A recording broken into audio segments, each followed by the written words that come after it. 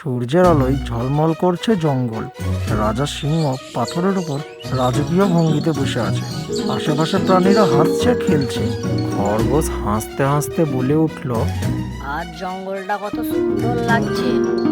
রাজা সিংহ হাসি মুখে বলে উঠল, যতদিন সবাই একসঙ্গে থাকবে ততদিন এই জঙ্গল শান্ত থাকবে। খরগোশ ঘাস খাচ্ছে। হঠাৎ হায়না গাছের আড়াল থেকে বেরিয়ে আসে। সঙ্গে সঙ্গে হায়নাটি বলে উঠল, আজ তো ভালো ভোজ মিলবে।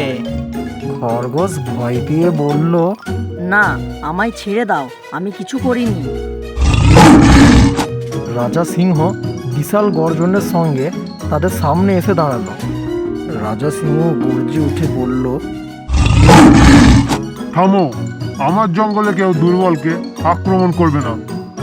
হায়না ভয়ে কাঁপতে কাঁপতে বলল, মহারাজ, আমি তো মজা করছিলাম। তোমার মজা অন্যের জীবন নয়, হয় না?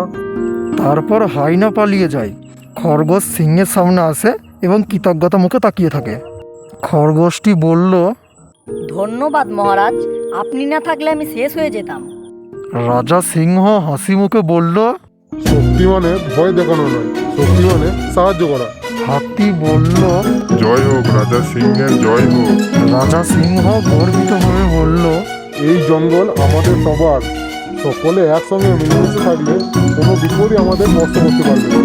নীতি শিক্ষা, যে সাহায্য করে সে সত্যিকারেরই রাজা।